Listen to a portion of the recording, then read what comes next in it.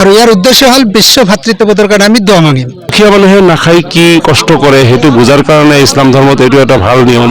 মই আজি আহিছোঁ ৱেষ্ট গোৱালপাৰা কলেজত, ইয়াতে ইফতাৰৰ পাৰ্টি কৰিছে, এইটো কাৰণে আহিছোঁ। আমাৰ অসমৰ গোটেই শান্তিৰ কাৰণে, দেশৰ শান্তিৰ কাৰণে আয়োজনখন কৰিছে। আপোনালোকে চাব, মই সুধিম সিহঁতে কিহৰ কাৰণে কৰিলে। আজি আপোনালোকে যে ৱেষ্ট গোৱালপাৰা কলেজত ইফতাৰ পাৰ্টি কৰি আছে, আয়োজনখন কিহৰ কাৰণে কৰি আছে?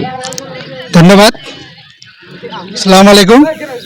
আজি আমি ৱেষ্ট গোৱালপাৰা মহাবিদ্যালয়ত ৰাজনীতি বিজ্ঞান বিভাগৰ তৰফৰ পৰা এখন ইফতাৰ পাৰ্টিৰ আয়োজন কৰিছোঁ। আৰু ইফতাৰ পাৰ্টিত আমাৰ ৱেষ্ট গোৱালপাৰা মহাবিদ্যালয়ৰ ৰাজনীতি বিজ্ঞান বিভাগত অধ্যয়নৰত সকলো ছাত্ৰ ছাত্ৰী অংশগ্ৰহণ কৰিছে।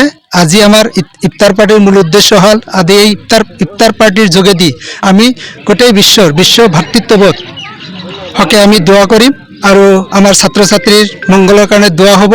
সেই উদ্দেশ্যে আজি আমি ৱেষ্ট গোৱালপাৰা মহাবিদ্যালয়ৰ খেলপথাৰত অনান বছৰৰ দৰে এইবুলিও আমি এখন ইফতাৰ পাৰ্টিৰ আয়োজন কৰিছোঁ। আৰু ইয়াৰ উদ্দেশ্য হ'ল বিশ্ব ভাতৃত্ববোধৰ কাৰণে আমি দোয়া মাগিম। ইয়াৰ পৰা আপোনালোকে এই ইফতাৰ পাৰ্টি যে কৰি থাকে, ইয়াত তাৰ কাৰণে কিমান সন্তুষ্ট? আমি বহুত সন্তুষ্ট। আজি আমাৰ পলিটিকেল ডিপাৰ্টমেণ্টত ইফতাৰ পাৰ্টিখন আয়োজন কৰা হৈছে, সকলোকে মাতা হৈছে, যিসকলে মানে আমাৰ লগৰীয়াসকল আহিছে আৰু ছাৰ বাইদেউ আছে আমাৰ লগত। বহুত ভাল লাগিছে, একলগ হৈ আজি অলপ দোৱা আশাৰ কৰিম আৰু ইফতাৰীখন ভাল কৰি আমি চলাব পাৰোঁ। আপোনাক ধন্যবাদ। আমাৰ ৱেষ্ট গোৱালপাৰা মহাবিদ্যালয়ৰ পৰা যি আমাৰ ৰাজনীতি বিজ্ঞান বিভাগৰ আমাৰ মুৰব্বী ছাৰ সকলো মিলি আমাৰ ডিপাৰ্টমেণ্টৰ অল ষ্টুডেণ্ট মিলি যি আমি এখন ইফতাৰ প্ৰতি বছৰেই আমি ৰমজান মাহত ইফতাৰ আয়োজন কৰোঁ। গতিকে আমি এই ৰমজান মাহত ইফতাৰ পাৰ্টিটো আয়োজন কৰাৰ অতিকৈ সুখী হৈছোঁ যে ৰাজনীতি বিজ্ঞান বিভাগৰ তৰফৰ পৰা আমি প্ৰতি বছৰেই এনেকুৱাকৈ আয়োজন কৰিয়ে থাকোঁ। আসসালামু আলাইকুম। আপোনালোকে যে ৱেষ্ট গোৱালপাৰা কলেজত মানে ইফতাৰ পাৰ্টি কৰি আছে, উদ্দেশ্য কি? উদ্দেশ্য একো নহয়, ইছলাম ধৰ্মৰ ৰমজান মাহ পবিত্ৰ মাহ। এই পবিত্ৰ মাহৰ কাৰণে ৰমজান মাহত সকলো মুছলমান মানুহে ৰোজা ৰাখে। এইটো ইছলামৰ 5টা মূল ভিত্তিৰ মাজত এটা।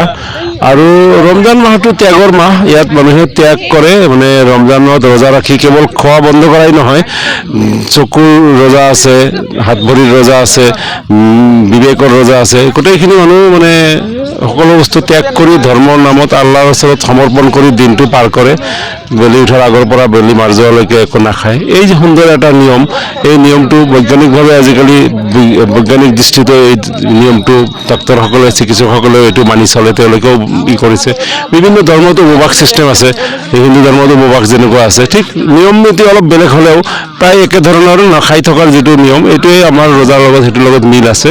আৰু দুখীয়া মানুহে নাখায় কি কষ্ট কৰে সেইটো বুজাৰ কাৰণে ইছলাম ধৰ্মত এইটো এটা ভাল নিয়ম যে ধনী মানুহ নাই, গৰীব মানুহ নাই, সকলো মানুহে একেলগে ইফতাৰ চেহৰি কৰি মিলা প্ৰীতি, ভাতৃত্ব, এটা সম্প্ৰীতিৰ এটা বান্ধন। এই যে অসমৰ বিভিন্ন জাতি জনগোষ্ঠী একেলগে বাস কৰে, সকলো মানুহ একেলগে এতিয়া ইফতাৰ বিভিন্ন ঠাইত ডাঙৰ ডাঙৰ মানুহবিলাকে অফিচত, কাৰ্যালয়ত, বজাৰত একেলগে ইফতাৰ কৰিছে। এইটো এটা মিলা প্ৰীতি। এই মিলা প্ৰীতিৰ কাৰণে কলেজৰ ছাত্ৰসকলেও ইয়াত এটা ইফতাৰ পাৰ্টি আয়োজন কৰিছে। আমি তাত আমাক নিমন্ত্ৰণ জনাইছে, আমি আহিছোঁ। আমাৰ কলেজৰ ছাত্ৰসকলে, ৰাজনীতি বিজ্ঞানৰ ছাত্ৰসকলে এইটো প্ৰত্যেক বছৰে কৰে। আৰু এইবাৰ তেওঁলোকে আজি ডেটটো কৰিছে, মোক নিমন্ত্ৰণ জনাইছে। ইয়াত আহি ভাল লাগিছে, তেওঁলোকে বহুত আয়োজন কৰিছে আৰু আহিব লগা আছে মানুহ, বহুত মানুহ আহিছে। ধন্যবাদ জনাইছোঁ।